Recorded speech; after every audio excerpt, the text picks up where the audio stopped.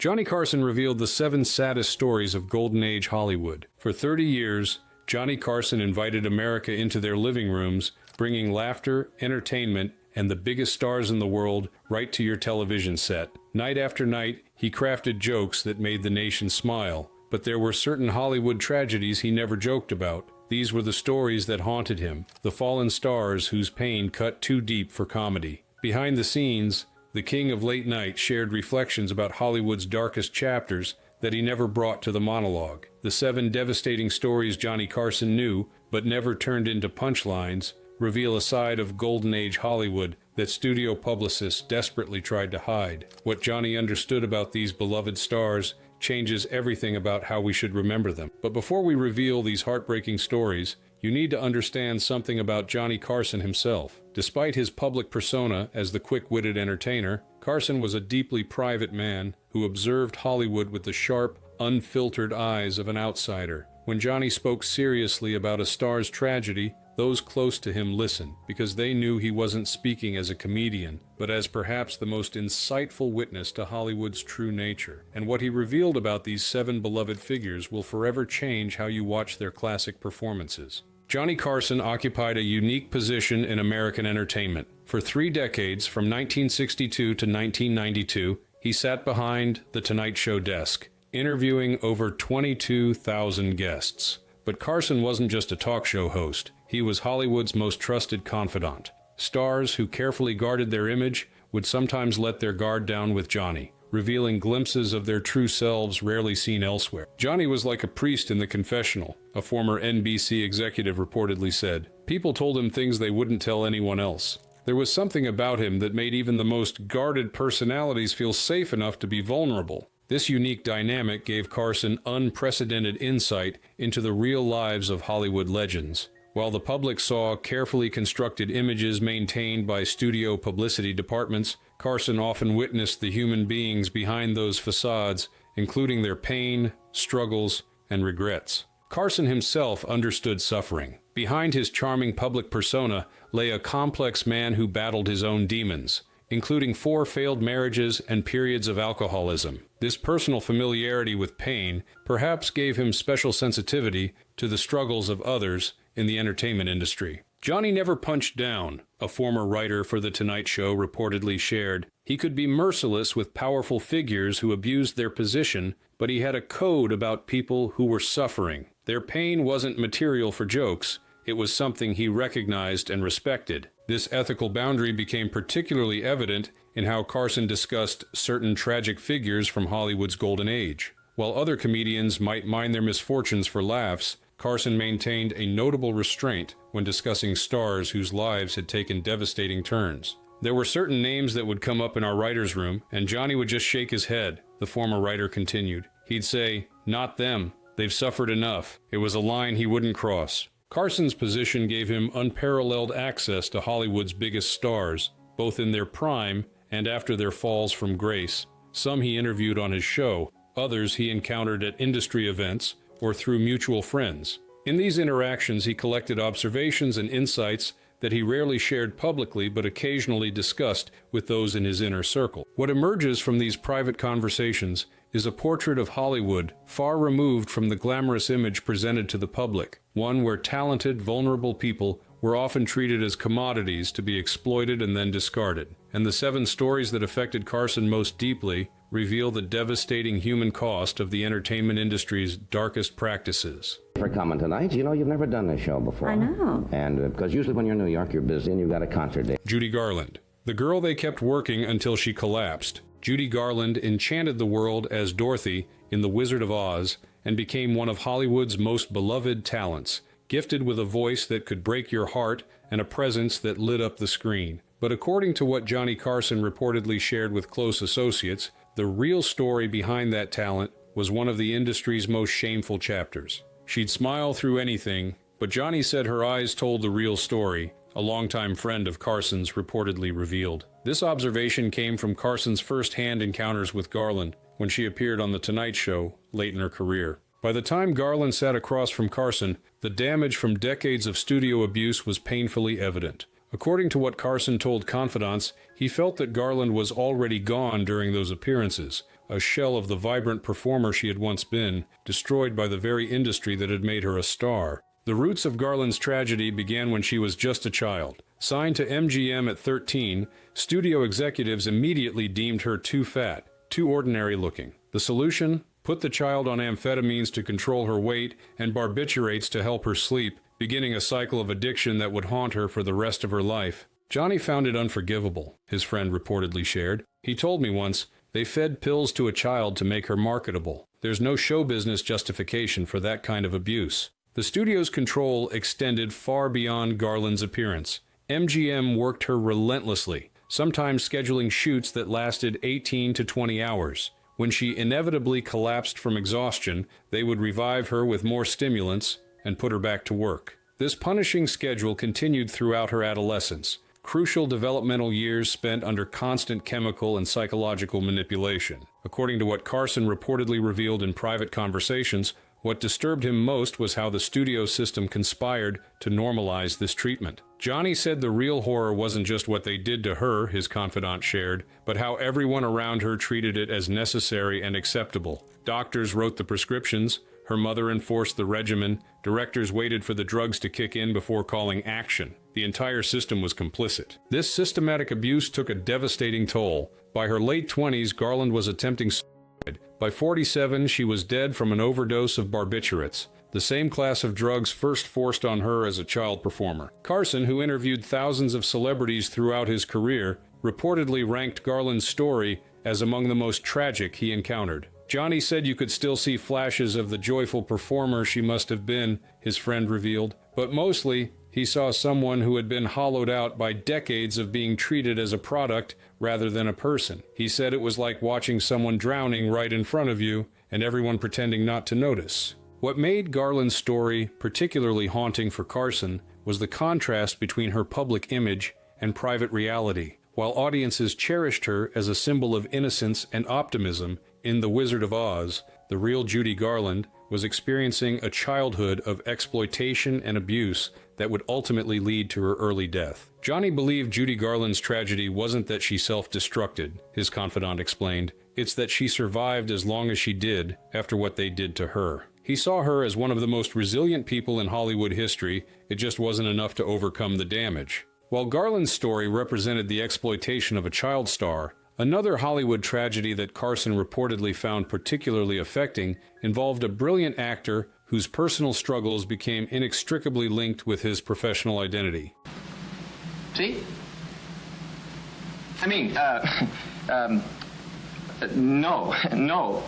Montgomery Clift, the beautiful man who couldn't escape himself. Montgomery Clift revolutionized film acting with his sensitive, naturalistic performances in classics like From Here to Eternity, A Place in the Sun, and Red River. His intense, vulnerable approach influenced generations of actors who followed, but according to what Johnny Carson reportedly shared with confidants, Clift's artistic brilliance came with a devastating personal cost. He had the face of an angel and demons that never let him rest, Carson supposedly remarked to a friend when discussing Clift's tragic trajectory. Unlike Judy Garland, whose destruction came primarily from external forces, Clift's suffering stemmed largely from the impossibility of reconciling his public image with his private self in the oppressive environment of mid-century America. Carson never interviewed Clift, who died in 1966 before Carson's Tonight Show tenure hit its stride. However, Carson's connections in Hollywood gave him insight into Clift's struggles through mutual friends and colleagues. According to what Carson reportedly shared, he was particularly moved by Robert Redford's observations about Clift, with Redford describing him as the actor who made everyone else nervous. Johnny was fascinated by what Redford meant by that, a Carson confidant reportedly revealed. He came to understand that Clift's honesty as a performer was unsettling to those around him because it threatened the artifice that Hollywood depended on. Clift couldn't separate the person from the performance, and that made him dangerous in an industry built on facades. Clift's repressed sexuality in an era of intense homophobia created unbearable tension in his life. According to what Carson learned from industry insiders, Clift lived with the constant fear of exposure and career destruction if his private life became public knowledge. This pressure drove him toward alcohol and pills as coping mechanisms for a double life that was becoming increasingly unsustainable. The devastating car accident that disfigured Clift in 1956 added another layer to his tragedy. According to what Carson reportedly told associates, the accident didn't just alter Cliff's famous face, it shattered his fragile sense of identity. Johnny said Cliff's beauty had been both his ticket into Hollywood and his prison, the confidant shared. After the accident, he lost even that complicated refuge. Carson supposedly noted the cruel irony that Cliff, whose acting was defined by its raw emotional truth, was forced to live a life of necessary deception. This contradiction created what Carson reportedly called an open wound that never healed, a fundamental split in Cliff's being that ultimately proved unsurvivable. Johnny only ever mentioned him in somber tones, his friend revealed. He saw Cliff as a casualty of an industry that demanded both emotional authenticity on screen and complete emotional dishonesty in life. That contradiction destroyed one of the greatest talents in film history. Cliff's death at 45 from heart failure, after years of declining health exacerbated by substance abuse, represented for Carson a tragic waste of extraordinary potential. According to what Carson reportedly shared, he viewed Cliff's story as a damning indictment of a system that exploited brilliant, sensitive artists while denying them the basic human dignity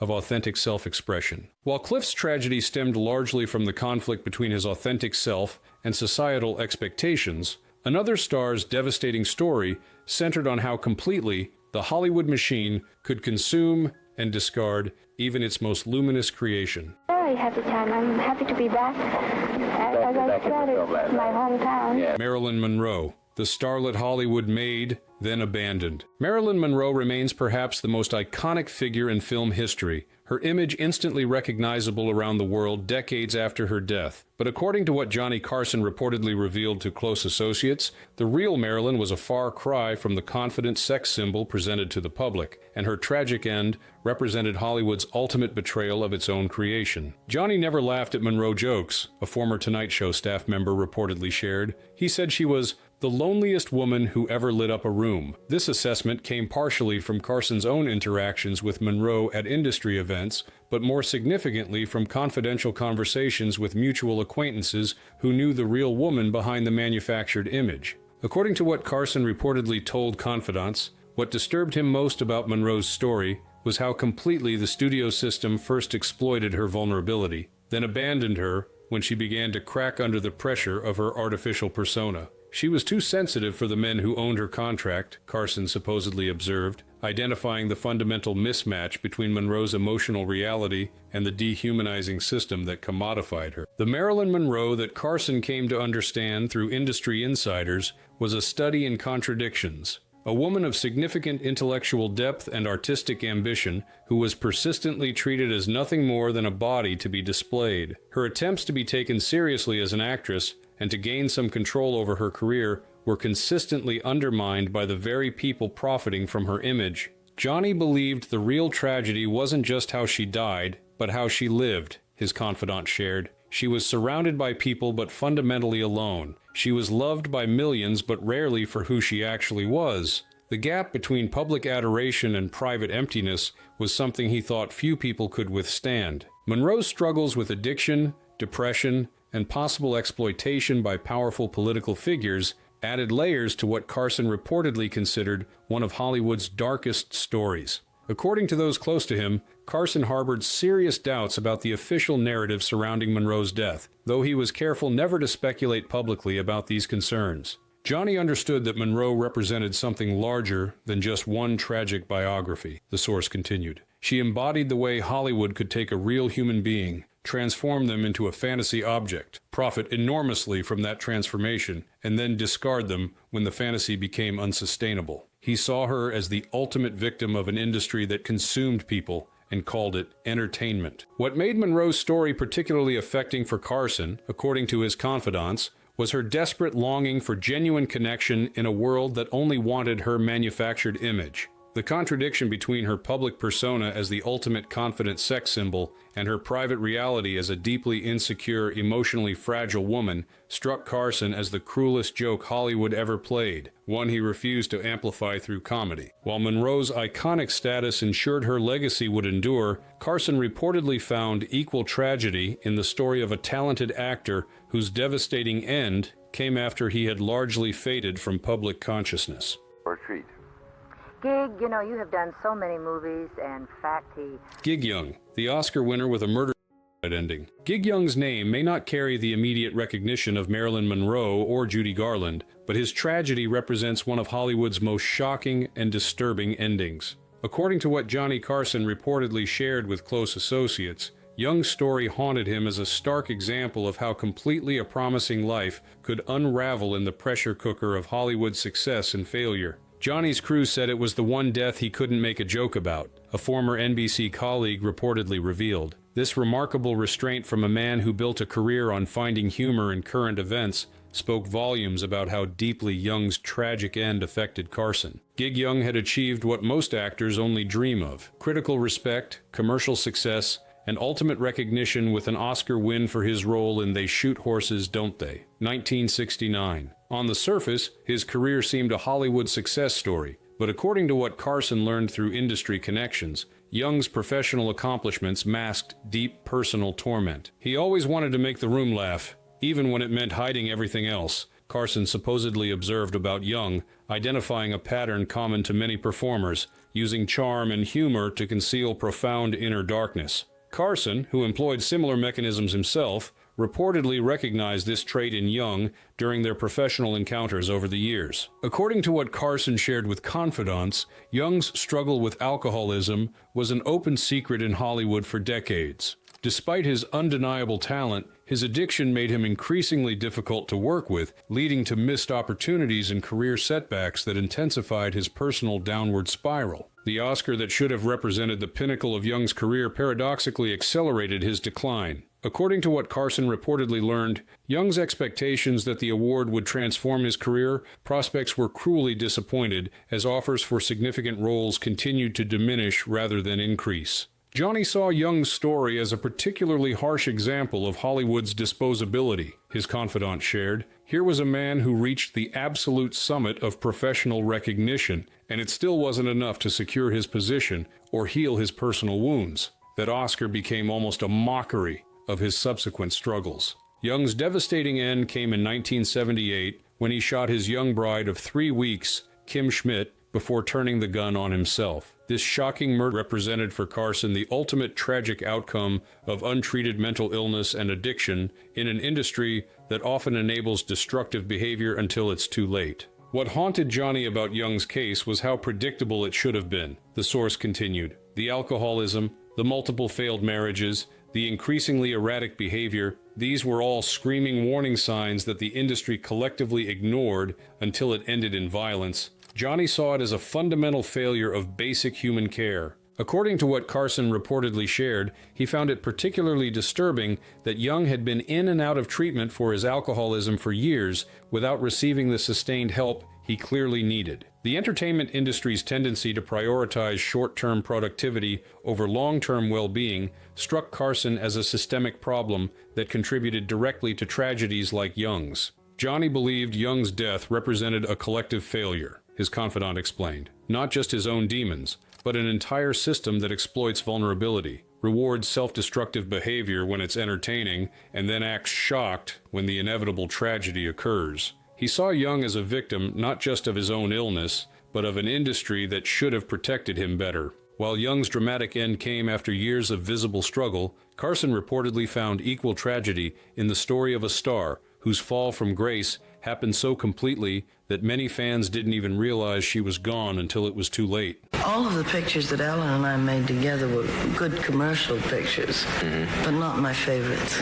Yeah. Veronica Lake, from pinup icon to bartending in a hotel. During World War II, Veronica Lake's iconic peekaboo hairstyle became so popular that the U.S. government asked her to change it because women working in factories were injuring themselves trying to maintain the look while operating machinery. Such was the influence of one of Hollywood's most distinctive stars of the 1940s. But according to what Johnny Carson reportedly shared with associates, Lake's precipitous fall from celebrity represented one of the industry's most sobering cautionary tales. She lit up wartime America and died almost totally forgotten, Carson supposedly remarked about Lake's tragic trajectory. This observation came not from direct interaction. Carson never interviewed Lake on The Tonight Show, but from what he learned about her fate through industry connections. According to what Carson told confidants, What disturbed him most about Lake's story was the speed and completeness of her disappearance from public consciousness. There's nothing sadder than someone who still has the smile,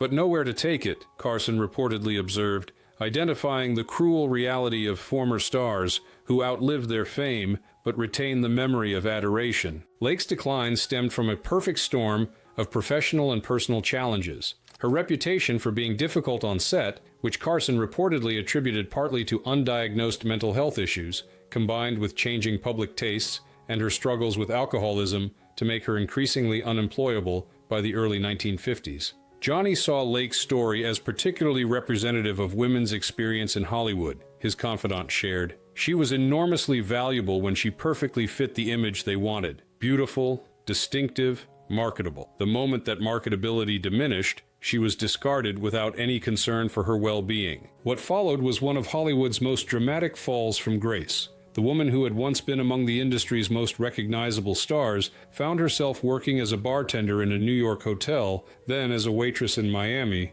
jobs where customers would sometimes recognize her, but often didn't believe her when she identified herself. According to what Carson learned from industry insiders who had known Lake, her alcoholism intensified as her prospects dimmed. With no support system from the industry that had once profited from her image, she lacked the resources to address her addiction and mental health challenges effectively. Johnny found it unconscionable how completely the industry abandoned her, the source explained. Here was a woman who had been on the cover of every magazine in America, who helped sell war bonds, whose image had been part of the national consciousness, and the same industry that built her up didn't offer even basic human support when she needed it most. Lake's death in 1973 at age 50, from hepatitis and acute kidney injury related to her alcoholism, went largely unnoticed by the public that had once adored her. According to what Carson reportedly told associates, he found it particularly disturbing that many Americans assumed she had died years earlier. So complete was her erasure from public consciousness.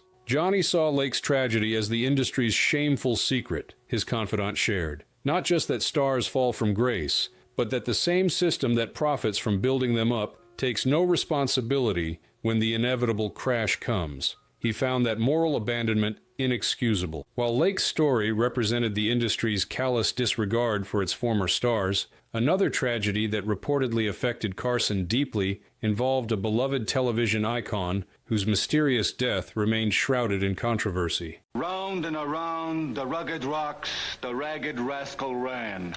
I look like Superman, why? George Reeves' Superman's Bullet. For a generation of American children in the 1950s, George Reeves was Superman, the embodiment of truth, justice, and the American way through his portrayal of the Man of Steel in the television series Adventures of Superman. But according to what Johnny Carson reportedly shared with confidants, Reeves's story represented one of Hollywood's most troubling contradictions. A man celebrated for playing an invulnerable hero while feeling increasingly trapped and vulnerable in his own life. He saved the world for kids, and nobody saved him, Carson supposedly remarked when discussing Reeves's tragic end. This observation reflected Carson's understanding of the unique burden Reeves carried as the actor behind such an iconic character, beloved by millions, yet increasingly constrained by that very love. According to what Carson told associates, what made Reeves's story particularly poignant was the gap between public perception and private reality. Children would sometimes test Reeves's invulnerability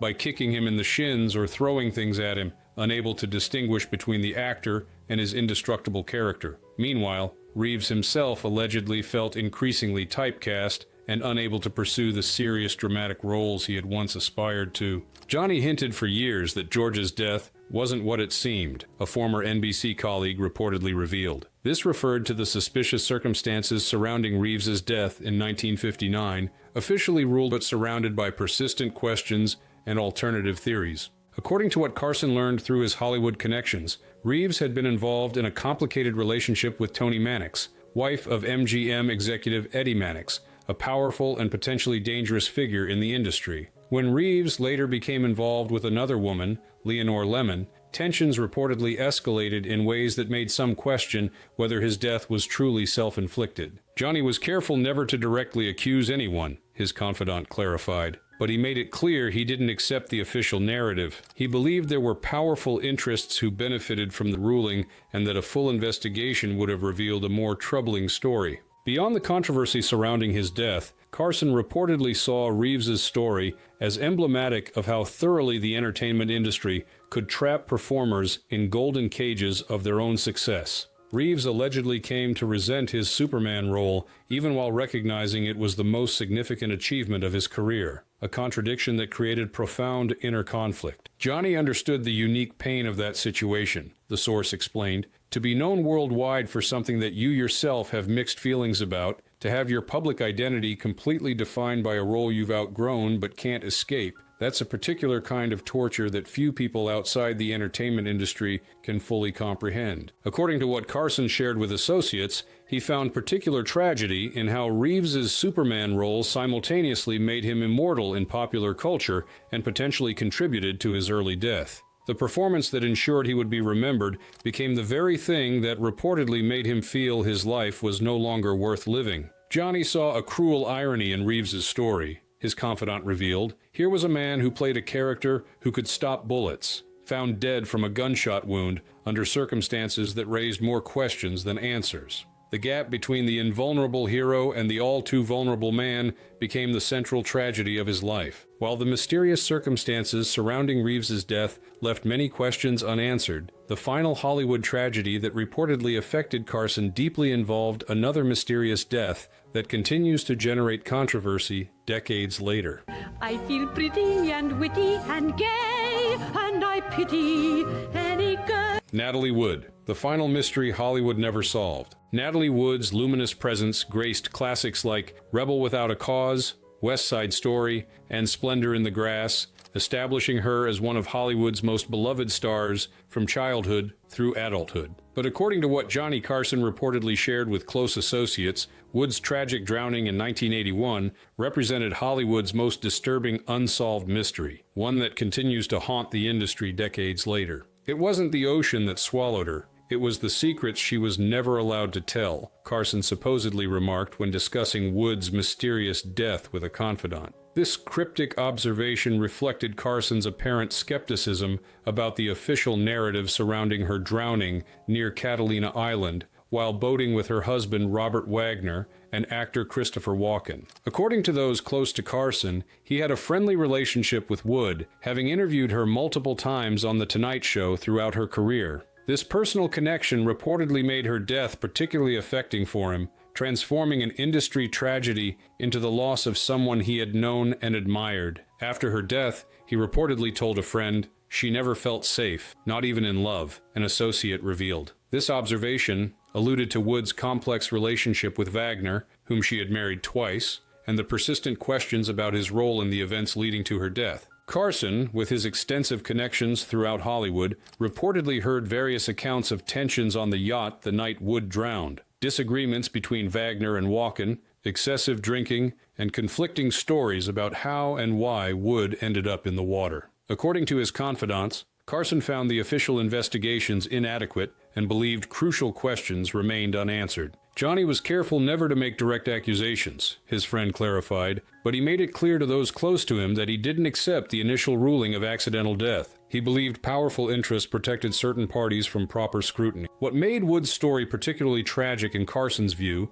according to those who knew him, was how it reflected broader patterns of vulnerability in Hollywood, particularly for women who began their careers as child actresses. Wood, who started performing at age 4, reportedly developed a deep fear of dark water after a film shoot early in her career, making her drowning death particularly disturbing to those who knew of this phobia. Johnny saw Wood's trajectory as emblematic of child star's experience, the confidant shared. She grew up on camera, with her development shaped by studio expectations rather than normal childhood experiences. That kind of upbringing creates unique vulnerabilities that can follow someone throughout their life. According to what Carson reportedly told associates, he found it telling that the investigation into Wood's death was reopened in 2011, with her cause of death changed from accidental drowning to drowning and other undetermined factors. This revision suggested to Carson that his long-standing concerns about the original investigation had merit. Johnny believed the full truth about that night would never come to light, his friend revealed. Too much time had passed, too many accounts had been solidified, and too many powerful interests were invested in maintaining the established narrative. He saw it as Hollywood's ultimate unresolved tragedy, a beloved star whose final chapter remained shrouded in contradiction and mystery. The system behind the stars, Hollywood's machinery of destruction. The tragic stories of Judy Garland, Montgomery Clift, Marilyn Monroe, Gig Young, Veronica Lake, George Reeves, and Natalie Wood paint a troubling picture of Hollywood's golden age. According to what Johnny Carson reportedly shared with confidants toward the end of his remarkable career, these weren't just isolated tragedies, but evidence of systemic problems within an entertainment industry that created stars, exploited their vulnerabilities, and often abandoned them when they were no longer profitable. Johnny didn't see these as 7 separate tragedies, a close associate reportedly explained. He saw them as 7 manifestations of the same fundamental problem, an industry that treated human beings as commodities, using them up and discarding them without concern for their well-being. The specific circumstances differed, but the underlying dynamic remained consistent. This perspective gave Carson's reflections on these Hollywood tragedies a depth beyond simple sympathy. His concerns reportedly centered on how the structure of the entertainment industry created environments where exploitation became normalized, and human cost was treated as an acceptable byproduct of creating popular entertainment. What troubled him most wasn't just that these tragedies happened, the confidant continued, but that they happened within a system that rendered them almost inevitable. The real scandal wasn't just individual suffering, but the machinery that produced that suffering as a matter of course. According to what Carson allegedly shared, this machinery operated through several key mechanisms that appeared consistently across these tragic stories. First, the industry identified vulnerable people, often children like Judy Garland and Natalie Wood, or young adults with troubled backgrounds,